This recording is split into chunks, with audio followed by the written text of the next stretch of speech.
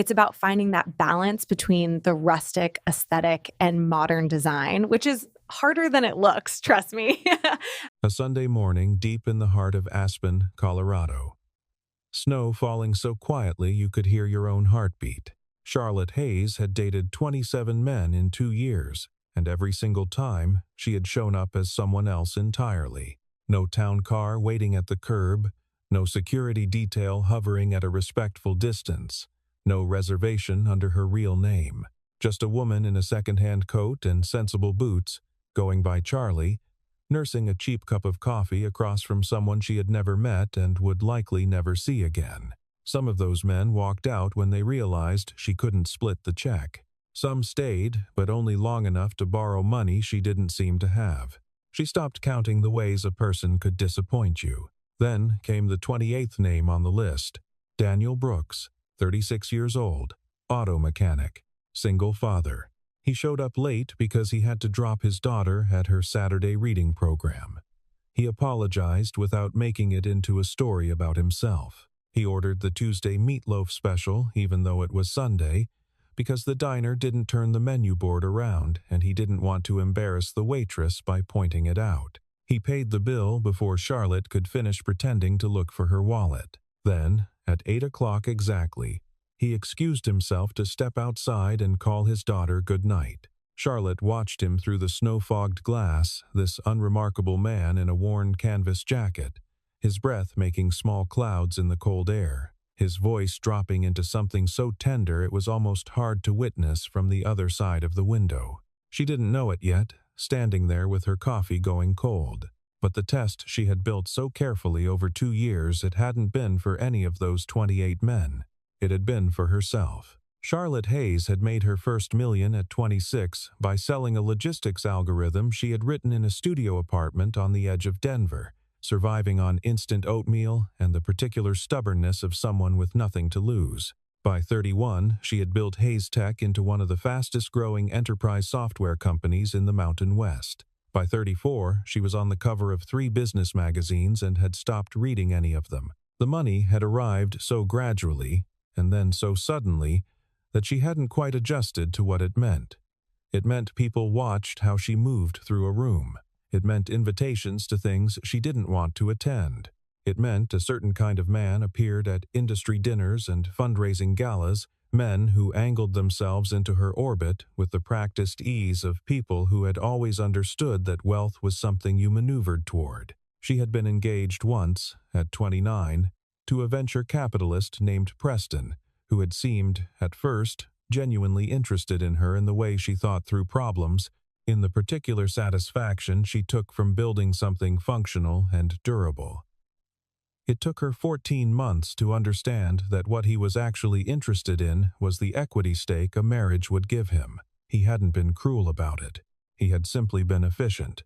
She ended the engagement on a Tuesday evening in March and did not cry about it until she was in the parking garage, alone, and even then she stopped after a few minutes because she had an 8 o'clock call with Singapore the next morning. After Preston, she became careful. After careful, she became strategic. The blind dates had started as a kind of experiment. A friend, meaning well, had set her up with a man who turned out to have Googled her name before the appetizers arrived. Charlotte had watched him recalibrate in real time, the way his posture changed, the way his questions shifted from genuine curiosity to something that felt like due diligence. She had ended the evening early and driven home with the particular exhaustion of someone who had been studied rather than seen. 2 weeks later, on an impulse she couldn't fully explain, she showed up to another setup in a borrowed coat and gave her middle name. The man had been perfectly pleasant. He had also, very gently, suggested that she might want to look into a particular investment opportunity he was managing. When she said she didn't really have extra capital at the moment, something had shifted behind his eyes. Not disapproval, just a quiet recalculation, like a GPS rerouting. She drove home that night thinking, what if none of them ever knew? So she built the test.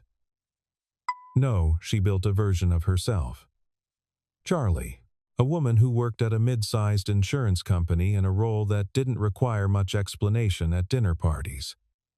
A woman who took the bus because her car was in the shop, always. A woman who lived modestly, thought carefully about the check, and had no particular ambitions beyond next month's rent. 27 men in 2 years. Charlotte had catalogued their failures the way a scientist catalogues data, without malice and without hope. A man who had suggested, on date 3, that she might consider a different job if she wanted financial stability. A man who had borrowed $40 for a parking ticket and never mentioned it again. A man who had seemed genuinely fond of her until she mentioned that Charlie's company was downsizing, at which point he had developed a pressing schedule conflict that lasted indefinitely. The data was clean and consistent and completely depressing. She had not gone looking for Daniel Brooks. A mutual acquaintance, her mechanic's wife, of all people, who knew a woman who went to church with his aunt, had made the introduction with no particular fanfare. He was a good man, the woman said. He had a little girl. He had been through something hard and come out of it quieter but not bitter. Charlotte had almost canceled 3 times. She showed up anyway, in the second-hand coat, and sat down across from a man who was already apologizing for the parking situation. The diner was called Peakside Grill, and it had been in the same location on Aspen's eastern edge for 30 years without renovating once, which Charlotte privately respected. The booths were turquoise vinyl. The coffee came in a brown ceramic mug with a small chip on the handle.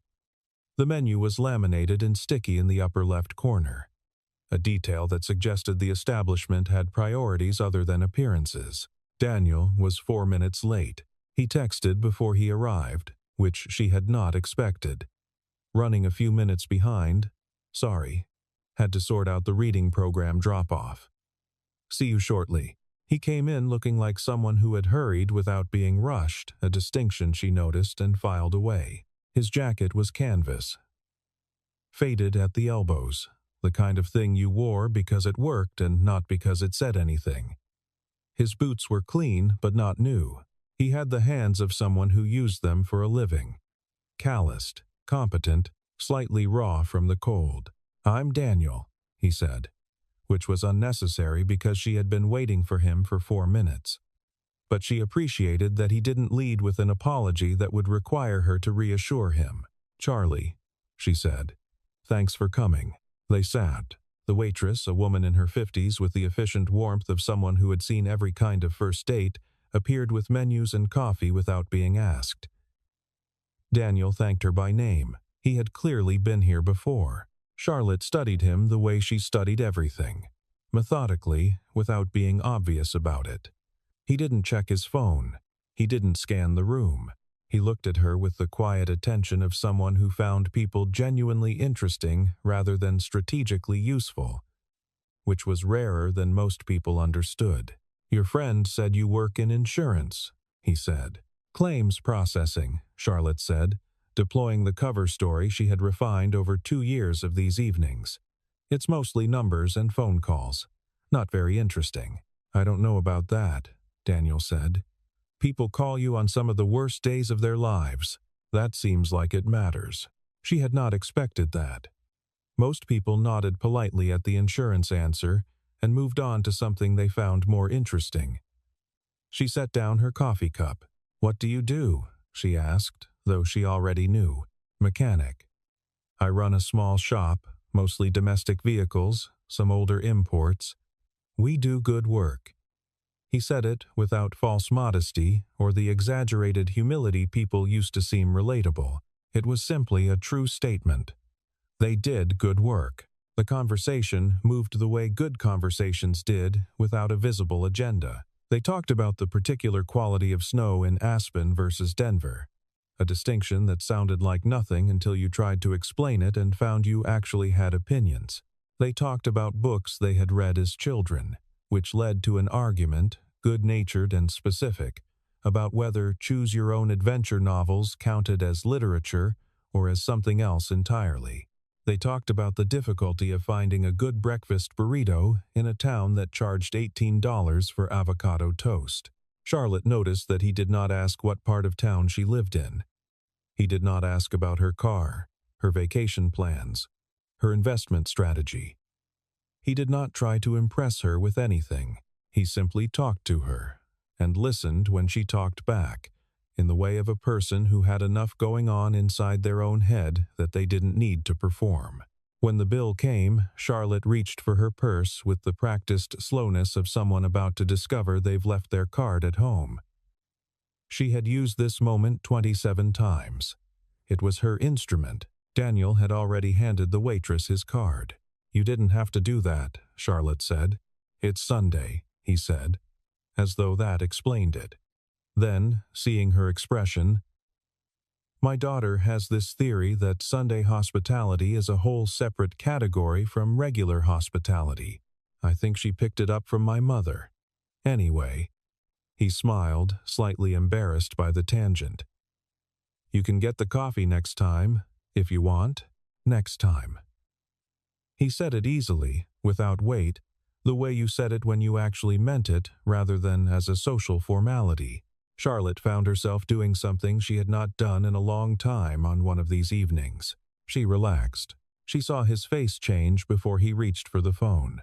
It was the kind of change you only caught if you were watching carefully, a small softening around the eyes, a shift in his attention that moved from her to somewhere else entirely, somewhere that mattered to him more than wherever he was at the moment. He glanced at the clock on the wall above the counter. "Would you mind if I stepped out for a few minutes?" he said.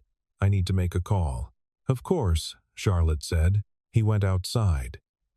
Through the steamed glass of the diner's front window, she watched him, without meaning, to the way you watch something you hadn't planned to look at. The snow was still falling, fine and steady. He stood on the sidewalk with his collar turned up and his phone against his ear.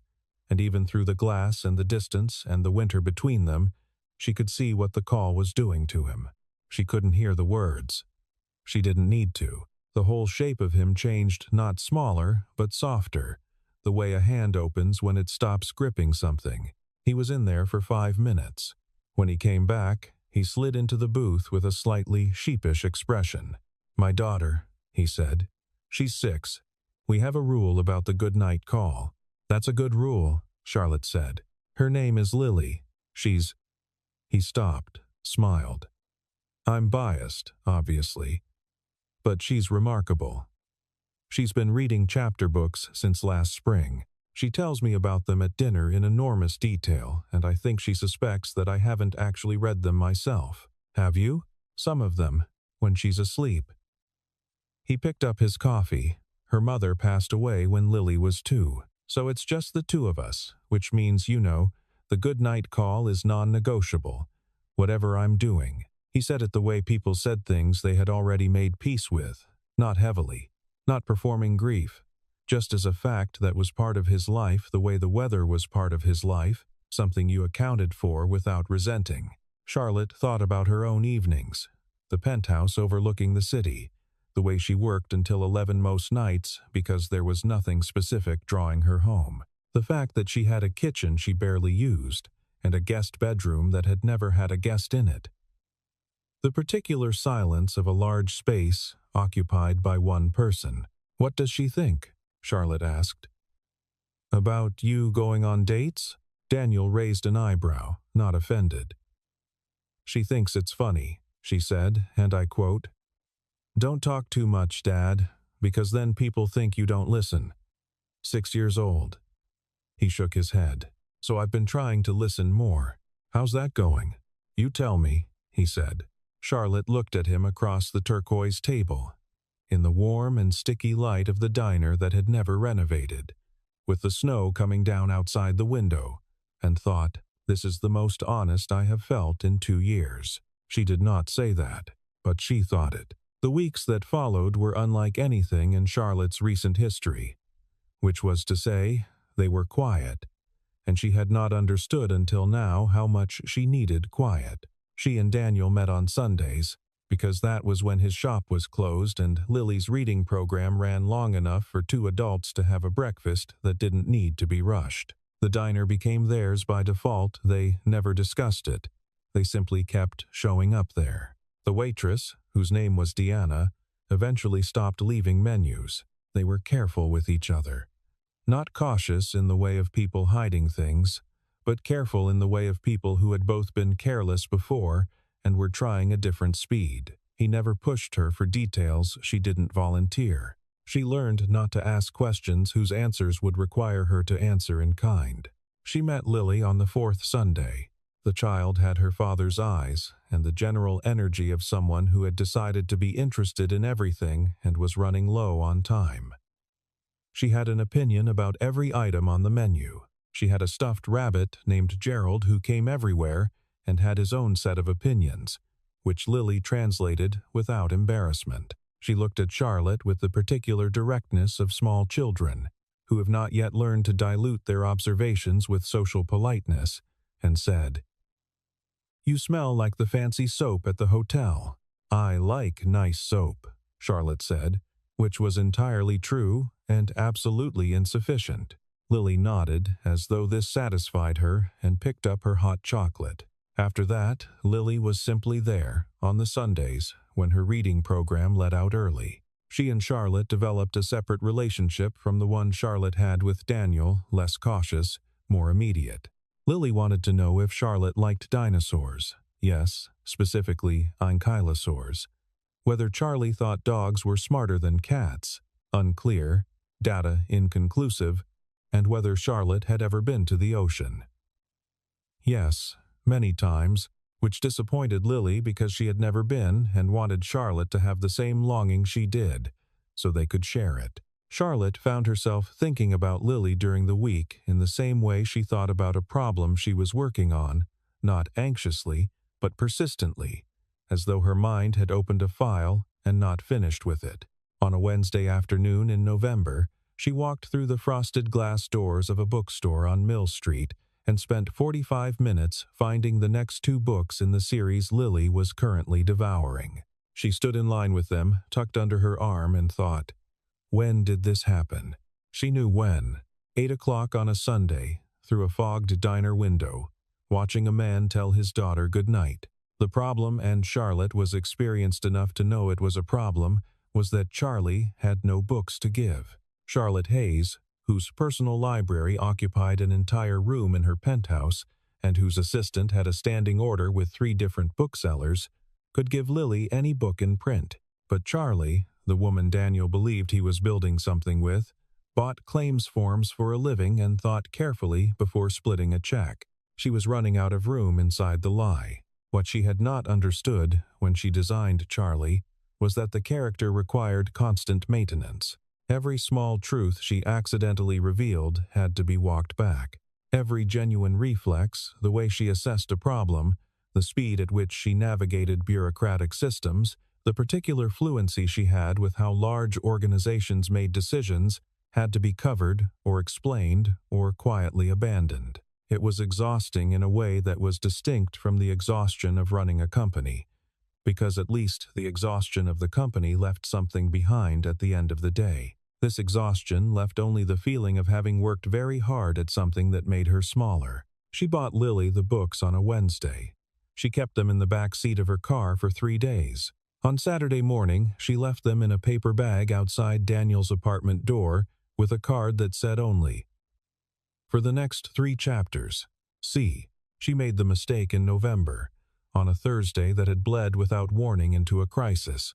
The product launch had gone sideways in the final hour, a compatibility issue with a major client's legacy system, the kind of thing that didn't become visible until everything was live, and 40,000 users were staring at a loading screen that didn't resolve. Charlotte had spent 8 hours on back-to-back calls, first with her CTO, then with the client's IT team, then with her own engineers, who eventually found the issue in a nested data handling function that should have been caught in QA and would be the subject of a thorough and unpleasant retrospective. The crisis resolved at 6 in the evening. Charlotte walked out of her office building into the cold air wearing the clothes she had put on at 6 in the morning. A charcoal wool blazer over a silk blouse, the kind of outfit that signaled CEO without announcing it, and on her left wrist, a watch she had received as a gift 3 years ago from a vendor who had clearly researched what she would appreciate. It was not flashy. It was not costume. It was simply the kind of watch a person wore when money was genuinely not a constraint. She met Daniel for dinner. They had started doing weeknight dinners occasionally. In addition to the Sunday ritual, at a small Italian place that was dark and warm and unpretentious. She sat down across from him and did not think about the watch until she reached for the breadbasket, and his eyes dropped to her wrist for half a second too long. He didn't say anything, but Charlotte felt the shift in the air the way you feel a pressure change before a storm. Subtle, atmospheric, unmistakable. She rolled her sleeve down. Too late. Over the following days, she noticed him noticing. The way she sometimes spoke about supply chains with a fluency that didn't belong to a claims processor. The way the front desk staff at a restaurant they visited had looked at her with a certain recognition that she covered quickly. The way she had, on one occasion, answered a question about a software acquisition by name before catching herself and redirecting. Daniel was not a suspicious person. He was, in Charlotte's careful observation of him, someone who gave people the full benefit of the full doubt. But he was not careless, and he was not naive. And he had the particular acuity of someone who had spent years diagnosing problems in machines that couldn't tell you what was wrong. A patience with silence, and attention to what wasn't being said. Charlotte knew the window was closing. She just wasn't ready. Not because she didn't trust him. She trusted him more than anyone she had met in years. That was precisely the problem. The truth, once it arrived, would come with a reckoning. Not just the deception, but what the deception said about her. What it revealed about what she had thought she needed, and what it suggested about how little faith she had carried into the room on that first Sunday. She was afraid that the truth would turn him into someone who looked at her differently. She was afraid it wouldn't change anything about how she felt about him, and that this would be worse. The reporters were there because of an acquisition. Hayes Tech had finalized the purchase of a smaller AI firm the previous afternoon, the kind of transaction that didn't make national news but was significant enough in the regional tech press that someone had tipped off a local journalist who had shown up outside the building too late and had apparently been following the signal ever since. It was a Saturday afternoon in early December, cold enough that the air hurt to breathe, and Charlotte and Daniel were walking along a street of closed storefronts and Christmas lights when she heard her real name called from 40 feet away. Charlotte Hayes. She stopped. Daniel stopped. The journalist, young, in a bright yellow parka, holding his phone up already, was covering the distance between them. A second person materialized from a coffee shop doorway, camera up. Charlotte had dealt with press 100 times.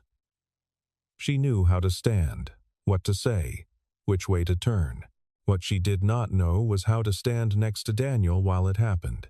"Miss Hayes, can you comment on the Terralogic acquisition? The reported price is significantly above market. I'm not doing media today," she said, in the voice she used for media, which was calm and final. "Contact my press office on Monday." The journalist turned to Daniel with the reflexive hope of someone looking for an alternate angle. Are you two together? Is this... Have a good afternoon," Charlotte said, and steered past him. They walked half a block in silence. The snow had started again, light flecks that settled on Daniel's shoulders and melted immediately. He stopped at the corner under a streetlight that was already glowing in the early dark winter afternoon. She watched him take out his phone. She knew what he was doing. She stood still while he looked at the results of her name, at the photographs, at the number that followed the word net worth in the summary that any search engine would return in seconds. He put the phone in his pocket. He looked at her. "Charlotte," he said, "not Charlie." "Daniel, how long?" She did not pretend to misunderstand. From the beginning, he nodded slowly, the way he nodded when he was processing something that didn't fit into existing categories. She had watched him do it before, with a problem on an engine that was behaving unexpectedly.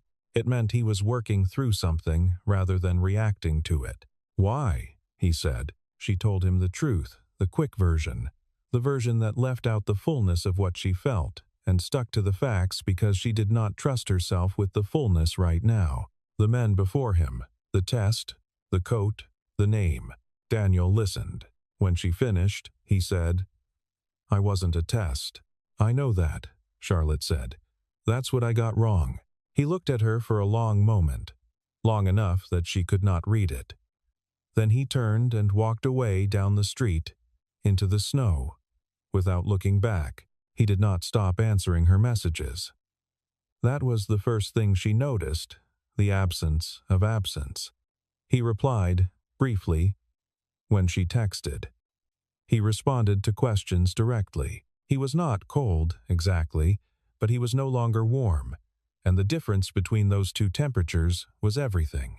The Sunday diner visits stopped by mutual silence. She didn't suggest it, he didn't either. The gap sat between them like weather. What she had not anticipated was Lily.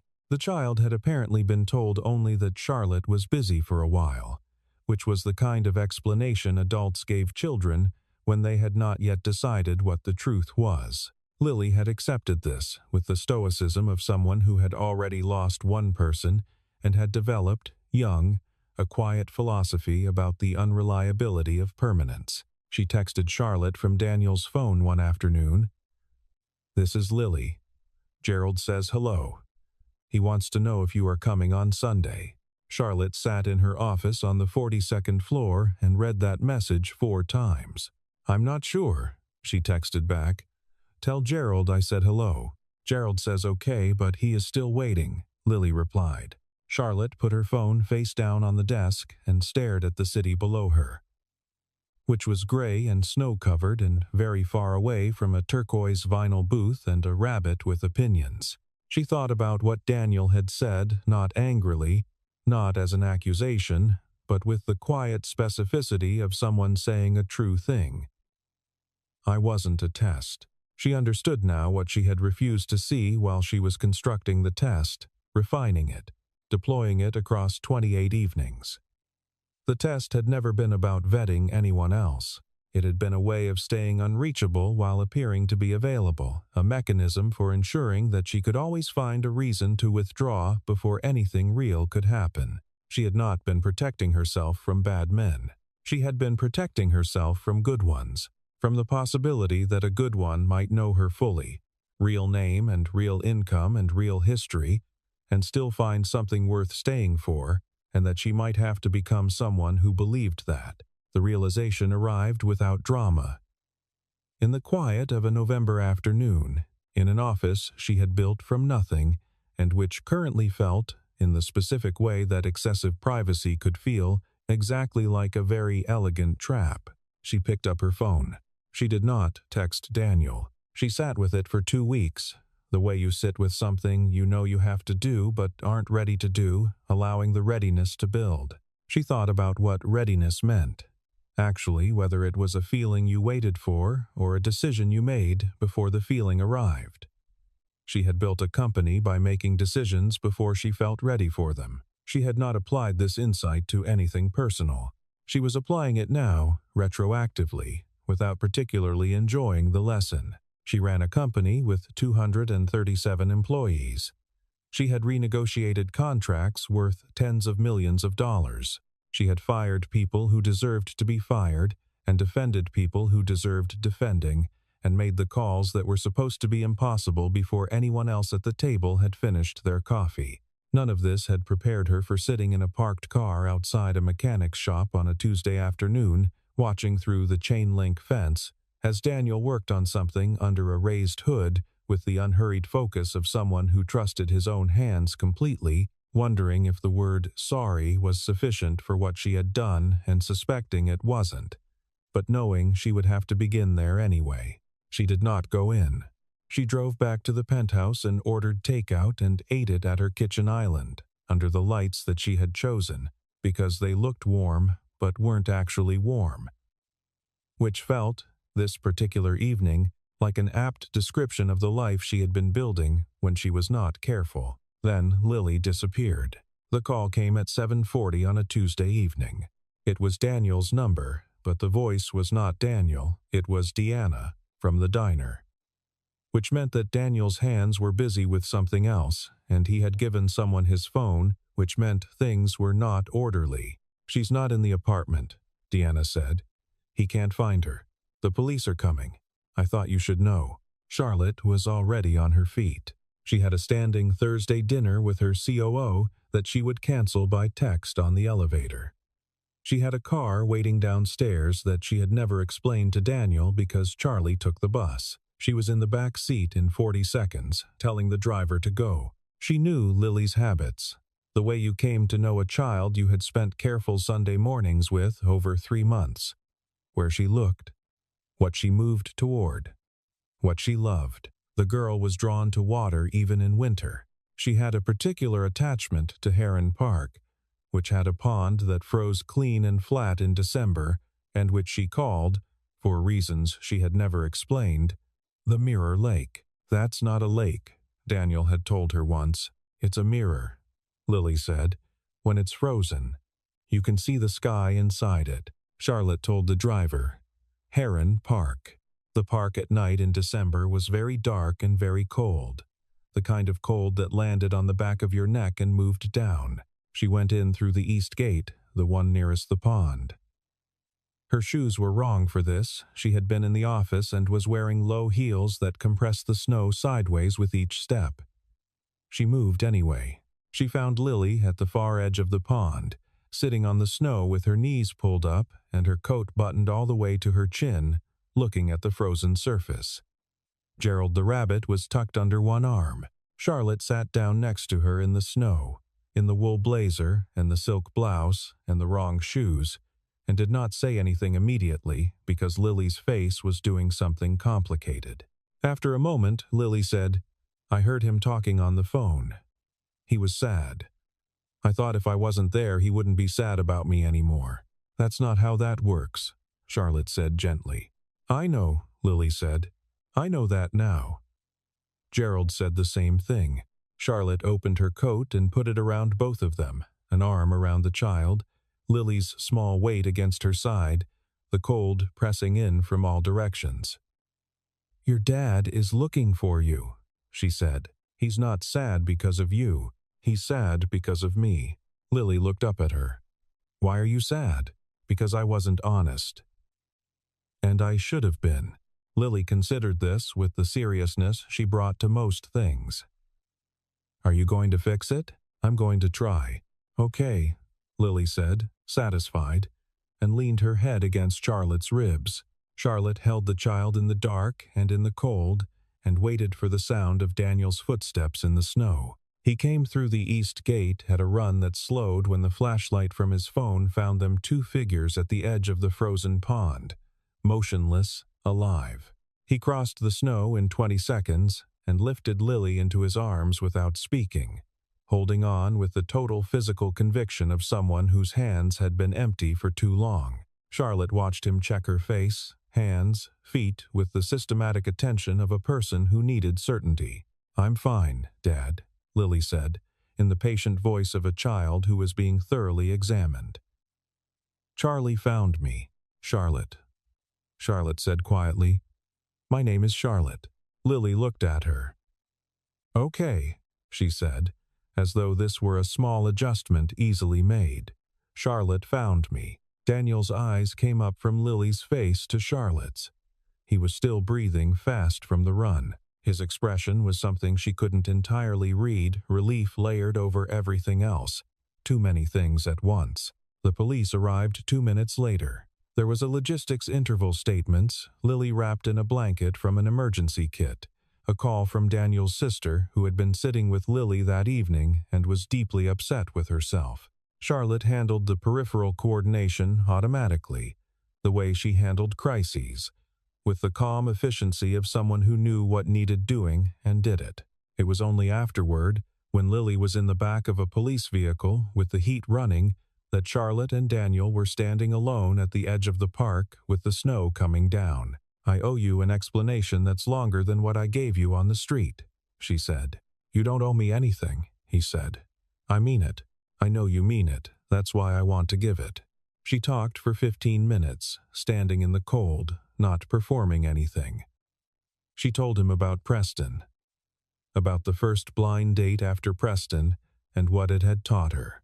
About the logic that had seemed so clean and rational that you could engineer a situation in which only genuine people survived, and what was wrong with that logic, which was that it treated other people as variables in a problem of her own design rather than as people trying to navigate their own unknowns. She told him that she had fallen in love with him in a diner on a Sunday in November, watching him order the wrong special and not correct it, and that nothing about how she felt had any relationship to the test she had constructed or its outcomes.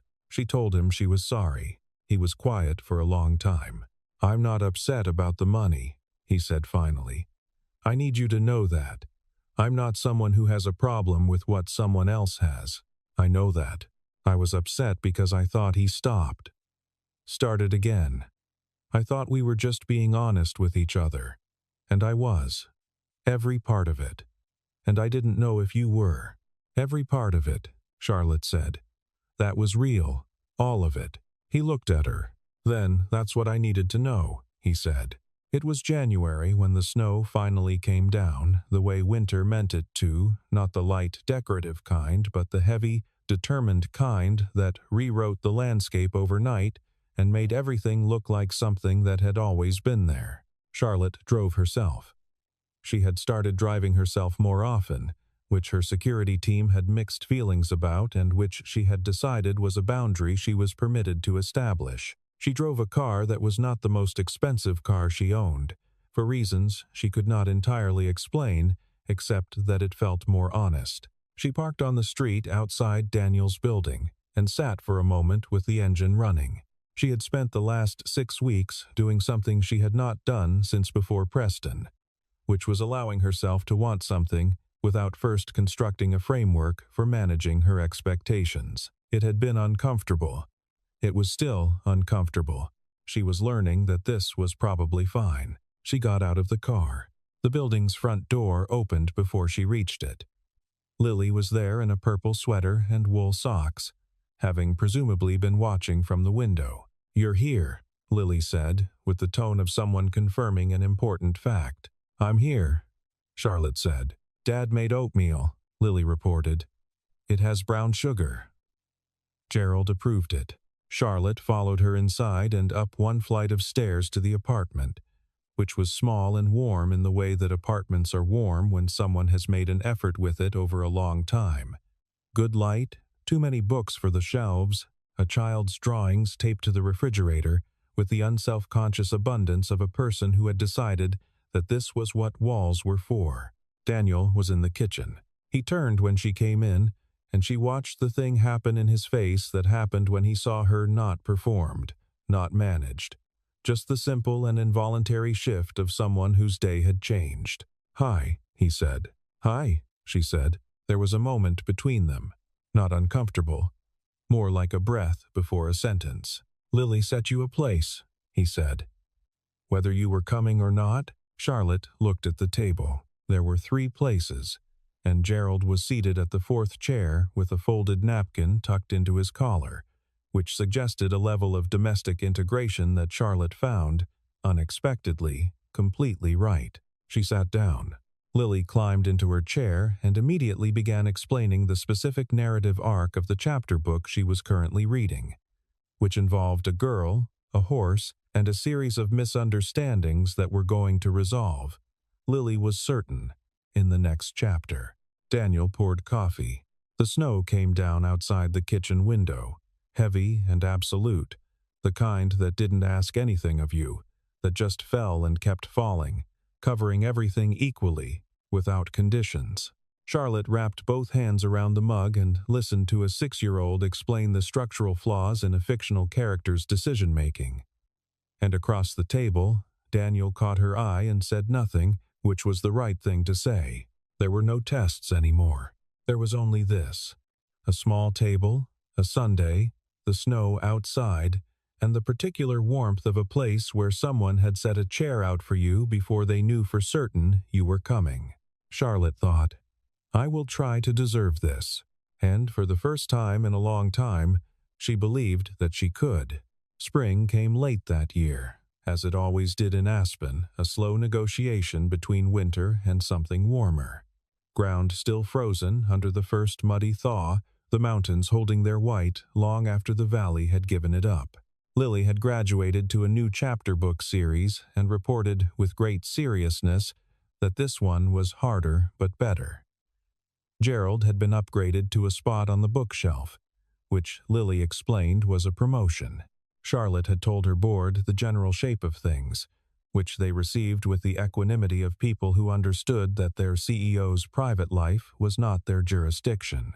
Her press office handled the two small items that appeared in business columns with brief and uninteresting statements. She did not move into Daniel's apartment. She thought about it.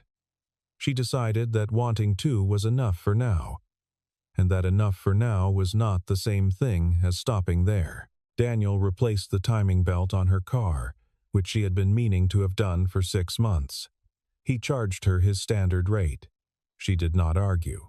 On the first Sunday morning in April, the three of them walked to the farmer's market that materialized along the main street every spring. Lily, ahead of them on the sidewalk in a rain jacket, explaining something at volume to Gerald. Daniel and Charlotte walking side by side with the unhurried pace of people who did not need to make anything happen right now. The air smelled like cold soil and coffee and the beginning of something. Lily had stopped to examine a vegetable she did not recognize, purple and knobby, apparently alarming, and was interrogating the farmer about it with the systematic curiosity of someone who intended to have a thorough understanding of the situation before moving on. The farmer was answering her with complete seriousness. This was the effect Lily had on people. She made them take themselves seriously in the best possible way, by taking them seriously first. Charlotte reached over and took Daniel's hand. He didn't say anything. He didn't need to. Some things, Charlotte had learned, did not require words. The test had been built on words on cover stories, calibrated answers, the precise management of what you revealed and when. What she found on the other side of the test was that the most important things communicated themselves differently. Through a hand taken on a sidewalk, a place set before anyone knew you were coming, a small voice reporting that Gerald was still waiting. She held his hand and watched Lily interrogate the farmer and thought, this is what I was looking for. Not the absence of difficulty, not a guarantee of permanence, just this, to be fully known and to still be here.